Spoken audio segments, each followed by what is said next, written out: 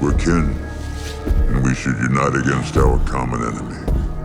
You probably thought the Super Mutant saving the Ghoul in Fallout Season 2, Episode 6 was just a shocking cameo. It wasn't. That single moment quietly revealed who the real enemy of this season is, why a war is coming, and why the Ghoul was never meant to die there. This wasn't mercy. It was recruitment.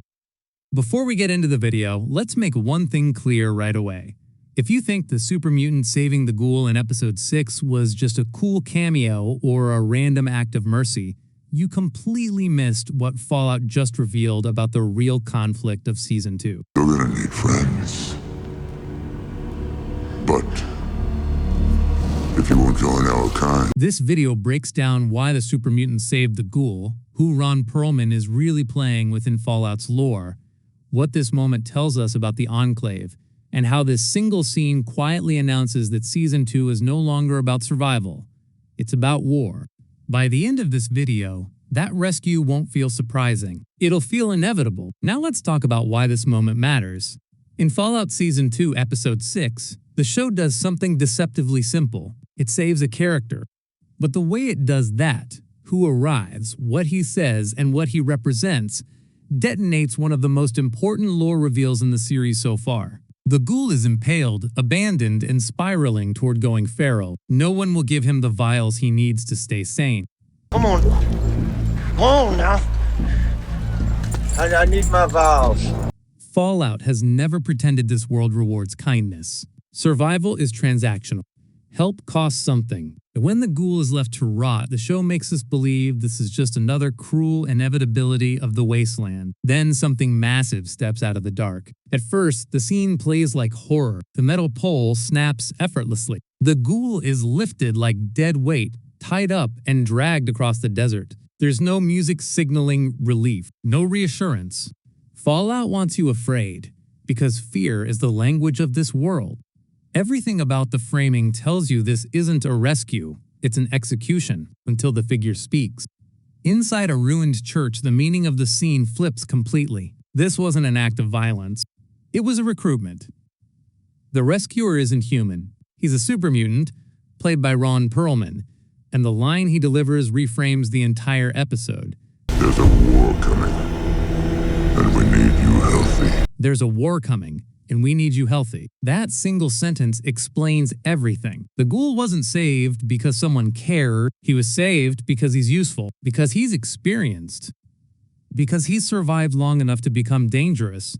In Fallout, that's the highest value a person can have. To understand why this super mutant would save the Ghoul, you have to understand what super mutants actually are. Like ghouls, they were once human. But unlike ghouls, who were the accidental victims of radiation, super mutants are the result of intention. They're created through the Forced Evolutionary Virus, or FEV, a pre-war attempt to improve humanity. Stronger bodies, resistance to radiation, immunity to disease. On paper, a solution. In reality, a catastrophe. FEV removes choice. It creates beings who outlive the world that made them. And that's where super mutants and ghouls intersect.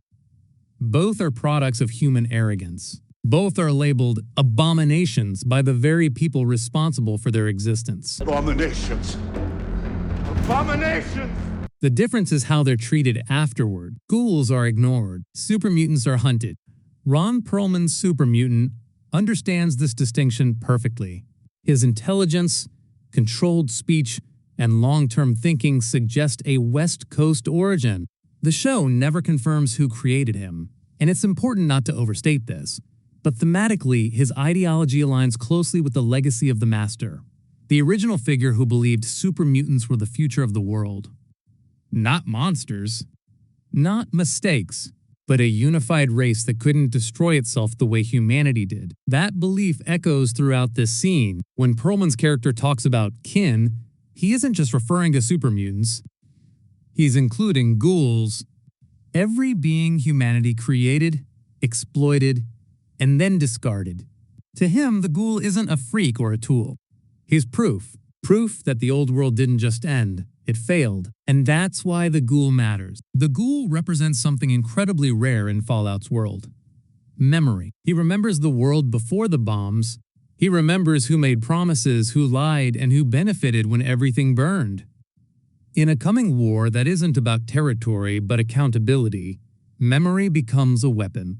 Which brings us to the real enemy being named here. When Pearlman's Super Mutant says the Enclave set all of this in motion, it isn't just anger, it's an accusation. The Enclave didn't simply experiment with FEV. They didn't just create super mutants and walk away, they positioned themselves as the rightful heirs of America, while ensuring no one else could ever inherit anything at all. Season 1 hinted at this with the dead super mutant on a gurney at an Enclave facility, treated like a failed experiment, not a life. Season 2 removes all ambiguity. To the Enclave, mutants, ghouls, and wastelanders aren't people. They're obstacles, and obstacles get removed. That's why this super mutant isn't interested in coexistence. He isn't negotiating. He's preparing for war. A reckoning between those who caused the apocalypse and those forced to live in its aftermath. In his worldview, humans drew the line first. They decided who was pure. Now the other side is organizing. One of the most important clues in this scene comes from a single word: we. When the super mutant tells the ghoul he isn't allowed to know where we live, Fallout confirms this isn't a lone crusader. There is a network, a faction, a hidden community that has stayed out of sight, watching the Enclave move in the shadows. That revelation expands Fallout's world dramatically. It suggests organized super mutants, coordinated ghouls, possibly other intelligent non-human groups preparing for the same conflict. The wasteland isn't just chaotic anymore, it's strategic. And then there's Ron Perlman himself. This casting choice isn't just fan service, it's deliberate commentary. For decades, Pearlman's voice has defined Fallout. He's the one who opens nearly every game with the franchise's most famous line, War. War never changes. By casting him as a super mutant, the show flips that idea on its head. The voice that once narrated the consequences of war now belongs to one of its greatest victims. In the games, Pearlman's narration is distant and omniscient. Here, he's inside the story. He's lived through the results of those words, and the fact that he hasn't said the iconic line yet is intentional.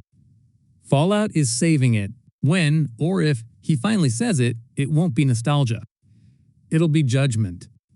So will Ron Perlman return? Narratively, it would make no sense if he didn't. You don't introduce a hidden army, declare an incoming war, and recruit the ghoul just to abandon the thread. This isn't a cameo. It's a turning point. Fallout Season 2 is no longer about wandering survivors scraping by. It's about the past standing up and demanding answers. The ghoul may say he works alone, but Fallout keeps proving that isolation is a lie. No one survives without consequence.